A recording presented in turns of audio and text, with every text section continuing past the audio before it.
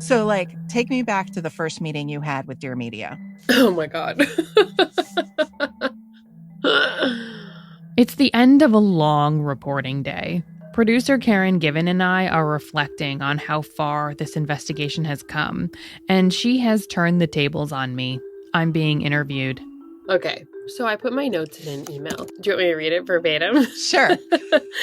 Side note, I had the most annoyingly persistent sinus infection for 2 months this spring, so sometimes you're going to hear that in my voice. Now. I wrote, "Hi, ladies. First, let me say that you've already done a lot of great digging on this." Before I joined this project, Dear Media sent me a 22-page packet with all the basics of the Coco Berthmann story. Things like how she claimed to have been sex trafficked for the first 15 years of her life, how she escaped only to be abused again by a therapist who sometimes locked her in a basement. I wrote an email with my first reactions. Karen had not seen it before, so I read it to her. The more I read, the more skeptical I was of her story. Here are some reasons why. It changed a lot, and a lot is in all caps, but mostly these were my two major red flags. The first red flag was something that Coco repeats over and over again, almost every time she tells the story. The torture that I endured varied. On some days, nothing really happened, and on others, I was raped 10 to 50 times a day. 10 to 50 times a day? 50 times a day. I found this really hard to believe, and I told Dear Media that in my initial email, which I'm now reading back 7 months later. Not to get too graphic here, but the physical toll of being raped 10 times per day, especially on a child, would be severe. I cannot imagine that her parents could have hidden that in plain sight, as she asserts. Number 2, the timeline of her life in Germany seems outrageous, to be honest. I mean, to escape 15 years of sex trafficking only to be locked in a basement by a therapist, it sounded absolutely terrible, but also really suspicious. It just doesn't line up with what we know to be true about these kinds of circumstances. I mean, it certainly is true that women who are assaulted once are more likely to be assaulted again. That those kinds of statistics are real. But for something so dramatic and terrible to happen to her over and over and over again just didn't, from the beginning, it felt like a really big red flag to me. On the other hand, and this is really important, it's extremely rare for someone to lie about this kind of thing. So I have worked on hundreds and hundreds of sexual assault and commercial sexual exploitation and trafficking cases. And I have almost never, ever come across somebody who made it up. That's Valiant Richie. That's a great name. I love it. Thank you. You can also call me Val. Most people call me Val. Val worked for the OSCE, the Organization for Security and Cooperation in Europe. And when we spoke to him, it was his job to help the OSCE's 57 member nations do a better job of combating trafficking. Val knows about Coco's story because Coco actually spoke at one of his conferences. She was invited because her story has a lot of believability, like the idea that she was trafficked by her own mother. We see a lot of familial trafficking, both in the United States and in Europe, everywhere. This is real common. Is it common that it occurs out of a household? Harder to say. I've probably seen less of that, but it certainly wouldn't surprise me. And then there's the small star tattoo on Coco's ring finger. She says it was put there by her traffickers to identify who she belonged to. This is such a massive problem that when I was in the United States and working on this issue, we were actually contacting tattoo parlors to see if they would give pro bono tattoo removal. And the idea that survivors don't usually come forward with their whole story at first, or that they get details wrong, Val says that's common too. You have to get comfortable with the fact that people will share things in phases, and they will conflict, and they will say things differently, but that doesn't mean it didn't happen. That doesn't mean that it's not possible that somebody could make something up. That's absolutely possible, but I have very, very rarely seen that. And actually, the reason people are questioning Coco's story, I don't think it's because of her claims about being sex trafficked. After months of investigating, I've come to the conclusion that it was actually the smaller things, for lack of a better term, the silly lies that she told. That's what led us to wonder if Coco is telling the truth. I figured this out by talking to people like Emmy, a survivor herself who followed Coco on Instagram and was confused by the dancing videos that Coco would post. This is not her, this is clearly not her, but why is she sharing it as it is? And Matthew Kennedy, who dated Coco for a while. He was suspicious about the drawings that she posted on social media. So I did a reverse image search, found the artist that actually drew them. Or Amanda Frisbee, who was Coco's friend. One time she tagged me in this video that showed someone's hands playing the piano and singing. And I said, "Is that you singing? It doesn't sound like you." And she immediately deleted the post. Didn't say a word. Coco deleted a lot of her posts over the years, but you can still find some of these videos of Coco singing, and none of them sound anything like her. Like this one on her YouTube. It's filmed in black and white. There's a large microphone in the foreground, and Coco is singing a Celine Dion song. Or at least, she seems to be singing a Celine Dion song. I would be lying if I said I'm fine. I think of you at least 100 times. 'Cause in the echo of my voice, I'm gonna be frank. Things like this really get Karen and I worked up because we're trying to answer a very important question. Was Coco Berthmann actually trafficked by her mother? It's a question that a lot of people have just stopped bothering to ask. Karen and I talk about this a lot. Videos of her singing Celine Dion songs, who cares? Here we are, the last two people who are trying to figure out if there's any truth in her story, when everyone else just wants to believe that everything is made up. It's so frustrating. There's no reason to lie about that stuff, and every time she does, it makes it more difficult for us to believe the important things. If she had just been more honest and truthful about herself, she'd probably still be an advocate. And instead, she brought herself down with these unforced errors. And not all of them were just silly things like pretending to sing a Celine Dion song. In fact, at least one of them was a matter of life and death. I'm Sarah Gannam, and this is Believable, the Coco Berthmann story. Episode 3, Unforced Errors.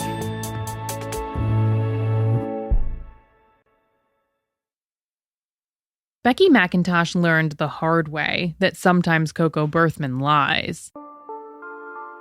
Coco went to live with Becky on July 5th of 2019, after Becky saw Coco share her story on social media. And was just so intrigued by this young, beautiful girl that was being so courageous. Coco was a recent convert to the LDS Church, and Becky says that was part of what drew the two of them together. They became Facebook friends, and then quite quickly they met for lunch.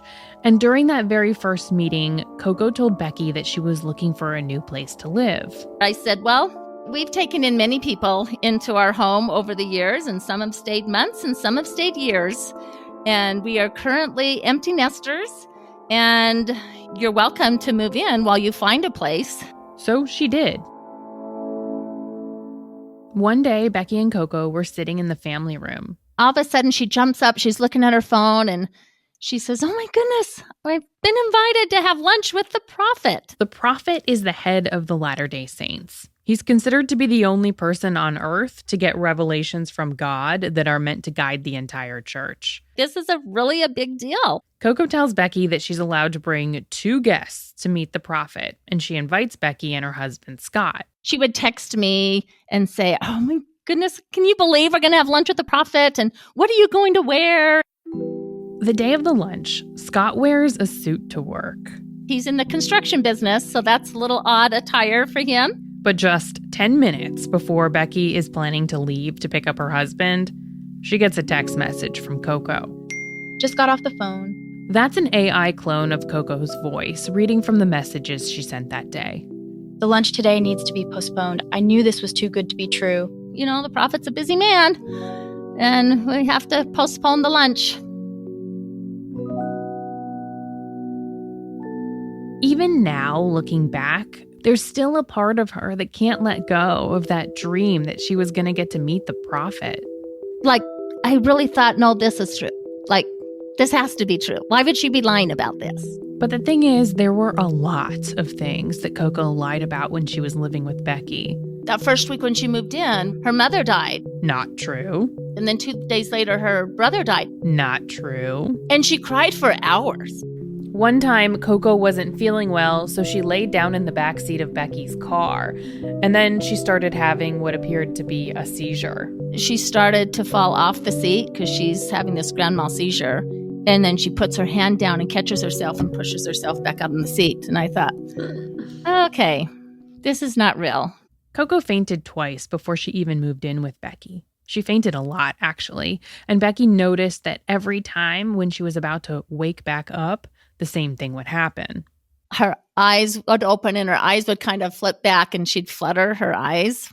But a couple of months after Coco moved in, they were talking about silly things that people can do. Some people, wiggle their nose or twitch their ears or whatever, And she said, oh, and I can do this. And she did that eye thing. Becky thought, this is what Coco does when she faints. I didn't call her out on it. I just said, oh, okay. Becky was not naive. She raised 7 kids. She has 16 grandchildren with another one on the way. So she knew that Coco was lying. But she thought she understood the reason for the lies. Because of what she had been through as a child, those horrific things, and witnessed a murder, a forced abortion, being raped up to 50 times a day, she claimed, it would be impossible to be normal and act normal. So a lot of these things were just put aside, like she lies because of this. And we just need to keep loving her and creating that safe space for her to feel safe to heal. But now, looking back, Becky sees it as something else. I think the whole thing was a manipulation. That everything she did and said was thought out and for a purpose. And I would tell people, I think her drug of choice is drama and attention seeking. Like, she doesn't feel loved or cared about unless you are worrying about her. Coco didn't wait until she moved in with Becky to start the manipulation. It began while Coco was living with another LDS church member, a mom named Annette Kohlert. Like Becky, Annette regularly let people stay in her home when they needed to get back on their feet or make a transition in life. People are always coming and going. We talked to Annette back in September. We take whoever needs a place to stay, let us know, and we have a bed. Coco was staying in a room in Annette's basement, and on the 3rd floor, the Kohlerts were housing another person, a man named Tony. He was fighting cancer and needed a place to live while undergoing chemotherapy. See, before that, Coco was like the main attention getter at the house. But then once Tony moved in, we're like, oh my gosh, Tony has 6 months to live. We've got to do all this fun stuff for Tony. We all went to Disneyland, but Coco couldn't go that weekend because she was speaking somewhere. So we just arranged a lot of fun things for Tony. And I think she just felt like she wasn't getting the attention anymore. And so with the Kohlerts focused more on Tony, Coco turned to Becky. Nights were really, really difficult for her because that's when she would be trafficked. And so she had a lot of anxiety at night. And she would text me a lot for reassurance that she was safe and that she should live, that her life was of value. One night, Becky and Coco were texting. Right now, it feels like God is hating me so much, and he wants nothing more than for me to just disappear. That's the AI clone Coco reading her exact words. I feel like the worst and most unlovable person on this earth. Becky and Annette did not know each other. They had never met. But that night, Becky started to get really worried about Coco. I can't bear it any longer. I just can't. It's too much. Becky was convinced that Coco was considering suicide. She wanted to find somebody who could intervene, so she searched on Facebook and found Annette. And I didn't know if she was going to see it. This was late. Like, is she asleep? Is she going to see this? But I just texted her and said, I'm chatting with Coco. She is extremely suicidal, and Annette immediately, she said, this happens a lot.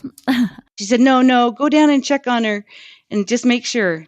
And so I go down and it's midnight, and I knock on her door and I said, Coco, I have this lady called me, this Becky McIntosh, and says that you're telling her that you're going to kill yourself. And she said, oh, no, I was talking about someone else. I wasn't talking about me trying to kill myself. I was talking about someone else trying to kill themselves. So I just called Becky back and said, she's fine. She said she's talking about someone else. I'm kind of thinking, wow, she's really insensitive, because Coco, she's this survivor. Like, she's been through so much. Annette just came in. Coco was not happy. I should have not told you anything. I'm not suicidal. Please don't text my host family. I just lost big trust. A little over a week later, Coco moved out of Annette's house and she moved in with Becky. And that's when the manipulation really ramped up. The first few weeks, like every night, she'd ask me to come and sleep in her room. Coco told Becky that she didn't trust herself to be alone. She's in her bed under the covers, and I am on top of the covers, not even in my pajamas. And while Becky was waiting for Coco to fall asleep, the floodgates would open. Oftentimes she'd say, you're the first person that I've ever shared this with. One horrifying story after another, like her sister's murder. She would say, and I can still smell the blood. And the time her mother locked a dozen kids in a basement in Eastern Europe and then forced Coco to watch as they were all killed. A gun being put up to each one of their heads and shooting them. Or the time she was forced to kill her younger brother by holding a pillow over his face. And she had to hold it down until he stopped moving. And I would think, oh my gosh, what am I to do with this? How do therapists function when they hear these things? And what scared Becky the most was the possibility that she would fall asleep lying there next to Coco. What if she wakes up and she forgets that it's me that's here to keep her safe, and she thinks that I'm one of the predators and chokes me or puts a pillow over my face? By the time she made it back to her own room, Becky was often too terrified to get any sleep herself. And often in the mornings, I would wonder, like, is she alive? Like, did she take her life?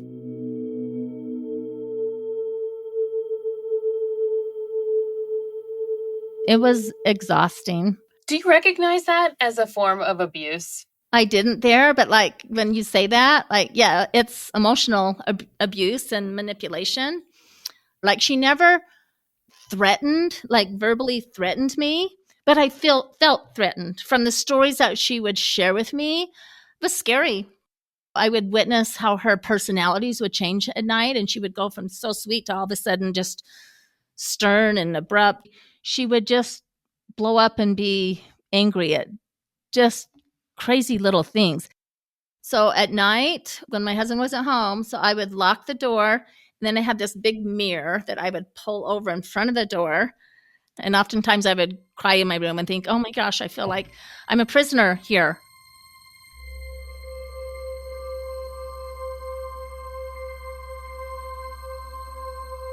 But once the sun would rise and Coco would check her social media feeds, everything seemed to change. She loved the growth that she was experiencing, the people that were following her. She felt like she could be an influence for good. She loved that she was bringing hope to people. She loved people say, you're such an inspiration. And she would write these big, long, beautiful posts. This is AI Coco reading an Instagram post from around this time. Here is one of the biggest lessons I have learned within the last 10 years.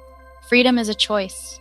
You can choose to be handcuffed by your fears, numbed by the unknown, and tortured by unfulfilled dreams. Or you can go to your fears, sit with them, stare at them. Your fears are your friends. Your fears are your friends. That part was in all caps. She loved to read the comments, and she'd gain 100+ followers a day, and she kept track of those numbers. I was just constantly trying to build her up and feed her self-esteem and self-confidence, and how needed and loved she was, and how talented she was, and how her gifts and talents and ability to influence people could be used for so much good. Coco had been public with her story for a while now, but her posts were starting to get attention from a very important group of people, the community of survivors. I was raped, sexually abused since I was 5 years old, then again at 9, then from 16 to 25. So this is a very personal matter for me. That's Somi Ali. She's a Bollywood actress turned advocate. Somi started the nonprofit No More Tears.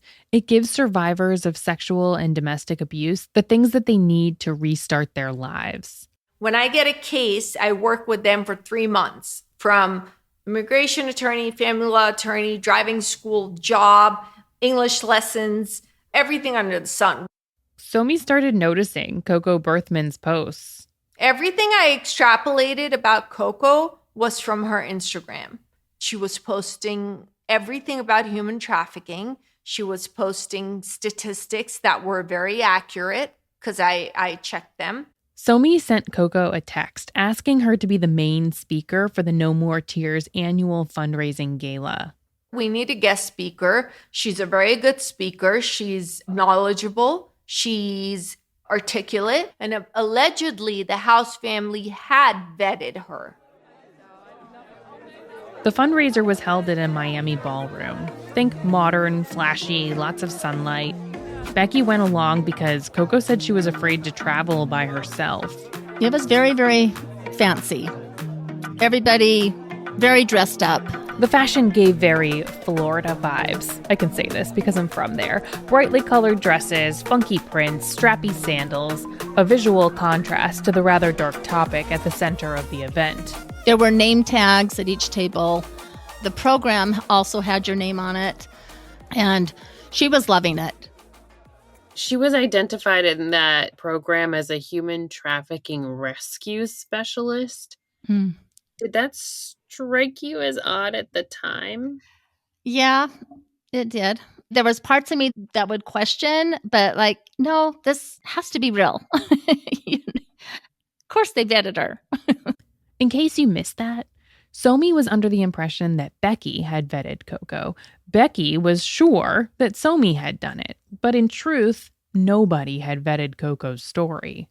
Even with all the Miami glitz and glamour, Coco, as she often did, stood out.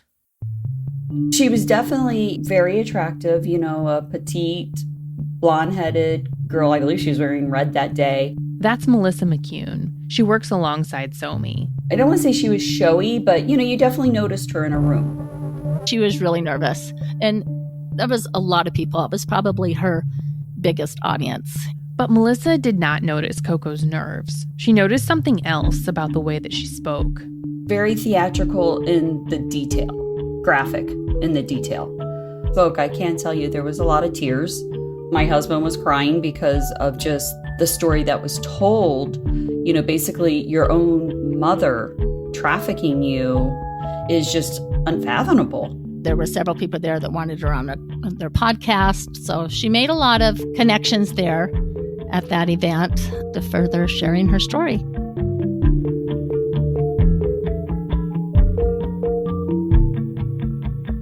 This is Believable, the Coco Berthmann story. Okay, let's talk about Tony. So my very first lunch with Coco, she talked about Tony. Tony, if you remember, is the man with cancer who was staying on the 3rd floor of the Collart's home while Coco lived in the basement. In Annette Collart's version of the story, Coco was upset because Tony was getting all of the attention. And then shortly after she moved in with us, she told me that Tony had just been put on hospice. Hospice. That usually means that someone has less than 6 months to live. And so I would ask her quite frequently, how's Tony doing? And every time I asked her, she would say, oh, I was just talking to him. He's such an inspiration. Here he is dying, but he is, he's just so upbeat. And then one weekend in October, Becky and her husband were driving to LA to attend a charity event, and they decided to take Coco along. We were on the road maybe an hour and a half when she looks at her phone and says, oh, I just got a text from the Collarts and Tony's dying. And she said, I'm so glad I talked to him last night. We had such a good conversation. And then on the way home from the event, again, we were on the road maybe an hour, hour and a half. And she says, oh my gosh, Tony died. Tony just died. Oh, Coco, we're so sorry. Coco lays down on the middle seat of Becky's car. She puts her earbuds in and pulls a blanket over her head. She's grieving. She's feeling sad. So Becky decides to give Coco some space. But a few minutes later, Becky's phone starts to ping with text messages from her daughter and from other people who know Coco. And they're all asking Becky the same thing. How can you be so cruel? Coco is grieving the death of her friend and you're just ignoring her? And I just thought, oh my goodness, okay, this is what she does. Becky turns around to see if Coco wants to talk, but she appears to be asleep. So I take a picture of her and I send it to the people who are messaging me. And I said, look, she's got a blanket pulled up and her eyes are closed. I'm not ignoring her. She's asleep. But they keep messaging. That's really weird because she's texting me right now. Becky decides to just let it go. Coco is upset and she's creating drama. That's what Coco does. And soon, Coco posts a long message to Facebook talking about her grief. Today, I lost one of my closest friends. He lost his life. He fought hard to battle the illness. He asked me a long time ago to not share his name or specifics of what he suffered from. I want to respect his wish. Yep, that's the AI clone Coco reading again. I miss you more than I could put into words. I want you to know this, and I want everyone to know how special you are. I know you are fighting from the other side of the veil now. Thank you for teaching me what a true friend really is. And she just had hundreds of comments under there, people just, sharing their support to her. Coco told Becky about the funeral, but she said she didn't go because funerals make her nervous. And then a couple of days later, she sends a text that says, oh my gosh, I read the text wrong. It's not Tony who died. It's his friend from the treatment who died. I can't believe how stupid I am. And I thought, this is making no sense at all. I was just so confused. And so that's when I reached out to Annette again. And she wrote back and she said, Tony does have cancer, but he's doing well. He is not on hospice, never has been on hospice. He doesn't have a friend who died of cancer. He doesn't even have a friend that has cancer. And he says he hasn't talked to Coco since the day she moved out. And I just went, oh my goodness. This is so in line with the game she plays every day, but how do you call her out? How do you express that to people when she has such a big following? Why would they believe me? Becky and her husband decide it is time to ask Coco to move out. They pick a day when Scott will be home, the Saturday after Thanksgiving. But it was the Monday before Thanksgiving, and my husband was away. She came in and asked if she could talk to me. I had started to set up my Christmas tree. So I came into the room to talk to Coco, and she said, well, I told my therapist that I can feel that there's kind of a wall that's forming between us. And I'm thinking, yes, because I've learned to set healthy boundaries. She said I had told him that I was feeling that it was time that I needed to move out. I said, we're feeling that same thing. And I said, I've unraveled some lies. And she immediately what lies? Her eyes went really big. What lies? And I said, well, the most recent was Tony. And she said, oh, I thought I cleared that up. It was his friend that died. Would you like to see the text? And she starts scrolling through her phone like she's going to find the text. I said, Coco, you lied. And you pulled a lot of people into that. And then she just said, I'm so sorry. I did. I am so sorry. And she said, what other lies? And I said, well, no. I said, you tell me. You come clean to me. Because I know that there's many things that you've lied about, but I want you to share because you're sincere in wanting to come clean. She says, okay, I will. And I wish I had let her just share to see what she had shared. But I said, no, wait. Will you wait till Scott gets home so that you can share with both of us? And she said, yes, I will do that. And then she stood up and she gave me a hug and went upstairs. And I thought, And about an hour later, she comes downstairs and she's holding up our house key. And she said, "Here's your key. I'm going to put it right here on the table so I don't forget to give it to you tomorrow."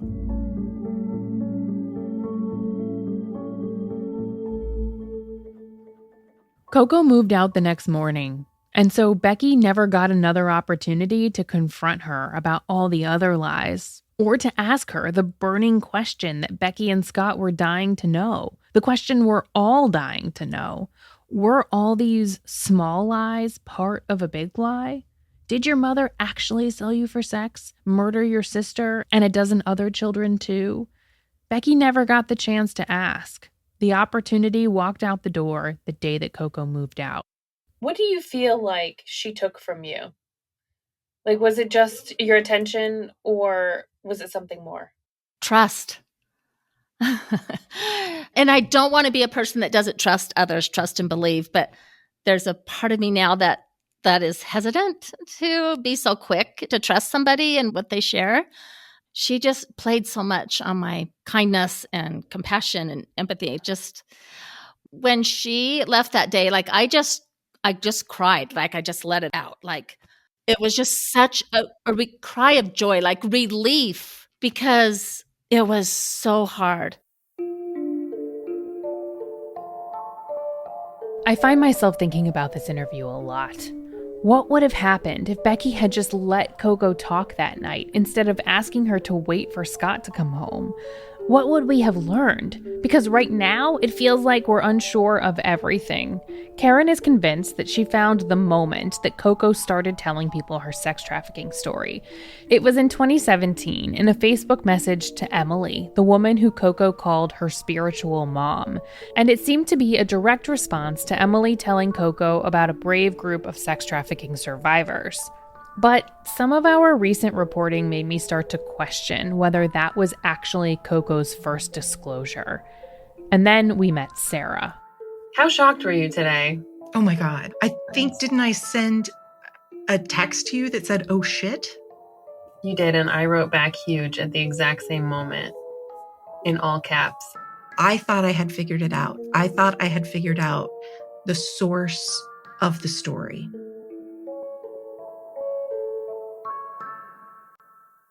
So, can you just tell me, as much as you are comfortable, who you are, where you live, like something that we can use to kind of get to know you? Yeah, my name's Sarah. I'm 27 years old. I'm from Hanover. I went to school with Coco. Sarah is an architect. She lives with her husband. They were already dating back in high school. And like a lot of people who we talked to for this podcast, Sarah asked that we not use her last name. But we were able to confirm that, yes, she did go to school with Coco. They met in 2012. Coco was 2 grades behind Sarah. One day, very soon after they met, Coco invited Sarah over to her apartment. She was living all by herself, only with another roommate. So that was kind of odd for me because I was used to teenagers living with their parents. Sarah says Coco told her that she wasn't allowed to see any of the other rooms in the house. Maybe she could go into the bathroom, if absolutely necessary. And she says that Coco's room was pretty much what you would expect of a teenage student. Totally normal, aside from the fact that she was in high school and living alone. That's why I asked her why she doesn't live with her parents, and then she pretty much told me the whole story, kind of. I have so many questions. So it seems that Coco is actually older than you, but you're saying that she was grades younger. Did you understand why? No, she didn't tell me that, and I didn't realize it at the moment. She was talking like other people my age. But something was off. Even in Coco's bedroom, Sarah was told that she couldn't go poking around. There's some sensible information you shouldn't see, and then I was like, oh, okay, sorry, I'm not going to have a look. I think she wanted me to ask or something, and then she said, it's about my name. And I was like, oh, what is with your name? And she said, it's not my real name, and these are the papers that just came that confirmed that Coco is now my official name, and these are the papers for that. So I asked her, why do you have a different name? And she said, because I was being trafficked and nobody is allowed to know my real name. This is the moment when Karen texted me. Oh, shit. And I replied in caps. Huge. Karen and I chatted about it after we hung up. All this time, we have been under the impression that Coco never told anyone that she was sold for sex before she moved to the U.S. Absolutely new for the timeline for 2012. Yeah. I mean, 2012? Come on, like what? Not to get super technical, but did she use the word trafficked? 10 years ago, you know. I know. I'm very sorry to ask such a specific question, but fine. It's kind of important to the story. So I'm just trying to figure out if... I think she said her mother gave her to friends. That was what she told me. But yeah, she didn't use the word trafficked. Sarah was 16, so unfortunately for us, she didn't ask a lot of follow-up questions. You know, she didn't have too many friends, or I didn't know that she had any other friends. And so I thought, okay, she may feel alone and maybe she's new to the school or something and she's just finding her place right now and she really needs someone to talk. And I was fine with that. Sarah says she stayed friends with Coco for about a year, until one day they went to a party. She was annoyed that there were friends of mine at the party as well, and I wanted to catch up with them and talk a bit with them, and she didn't like that at all. And that was pretty much always the case when I wanted to meet other people. She was not jealous. I would say she was just pissed off. It was just strange. And on that night, I was just chatting with them like for 10 minutes, and she was totally annoyed by that. And then I went to the toilet and came back like 3 minutes later and she was gone. Soon, Sarah says Coco started texting her. She said someone had put something in her drink, she was at the hospital, and it was all Sarah's fault.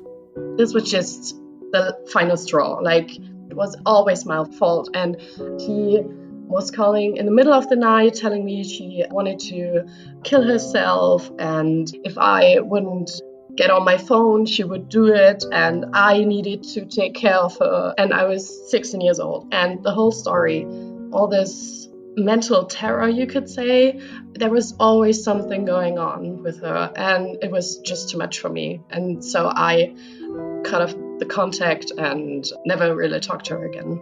I think there's like two camps of people who know Coco. The camp of people who think she lies about trivial things because she was abused, and then the camp of people that believe she made up everything. And I'm curious where you fall. So I think I'm in the middle. So I know she lies a lot, but I'm not a psychologist. I have no idea why she's doing it. There is so many things about her whole life story she can't fake, like the fact that she was living alone at age 16. I don't want to say that the human traffic story is fake, because that's just too much to lie about. Would it be surprising to you to hear that in 2012 she was actually 18? Did you believe she was 16? 18. I don't think I knew that she was 18, no. Would it have been weird, though, that she was in a lower grade and then she was older? Yes, and that's part of the reason why I won't say that I don't believe her. Something's off there. Pretty much as soon as we hung up with Sarah, Karen and I jumped on a call to debrief. Because, well, this was just so unexpected. I'm so confused. I'm really confused. I don't know how I feel about that phone call. But just yesterday, we were like complaining that there wasn't enough mystery in the podcast. And so... I don't know. We're like back to square one. From the beginning of this project, I have been telling people that allegations like these are difficult to prove, and sometimes even more difficult to disprove. Generally speaking, sex crimes happen behind closed doors between two people with no witnesses or very little proof of who is telling the truth. But most of us agree that when in doubt, we should believe survivors. And for the most part, that's a good thing. As I've said before, the vast majority of people who make accusations like this are telling the truth. And so, with that in mind, I know that it's time to start making some really awkward video calls to Germany. Your daughter tells American media that her mother trafficked her because her mother, you, was trafficked herself in Poland. Is that true? Deine Tochter erzählt den Medien in den USA, dass du Menschenhandel mit ihr betreibst, weil du dasselbe erfahren hast in Polen. Dass du Opfer von Menschenhandel warst. Nein. That's next time on Believable, the Coco Berthmann story. Believable, the Coco Berthmann story, is a Dear Media original series. It's reported and written by me, Sarah Ganem, and our showrunner, Karen Given. Additional reporting was done by journalists Kerstin Silm in Los Angeles and Katharina Felke in Berlin. The managing producer is Rosalie Atkinson on behalf of Dear Media. Technical production is by Amanda Vandekar. Original music was composed by Pete Redman. Mixing and mastering, editing, and sound design is done by Karen Given. Story editing is by Nadia Hamdan. Fact-checking by Haley Milliken. A special thanks to Asil Kibbe. Consulting producers are Simpatico Media and Infinity Rising. Executive producers are Jocelyn Falk and Paige Port for Dear Media. And finally, we know this podcast hits on a lot of difficult topics. If you or someone you know is struggling, see our show notes for a list of resources.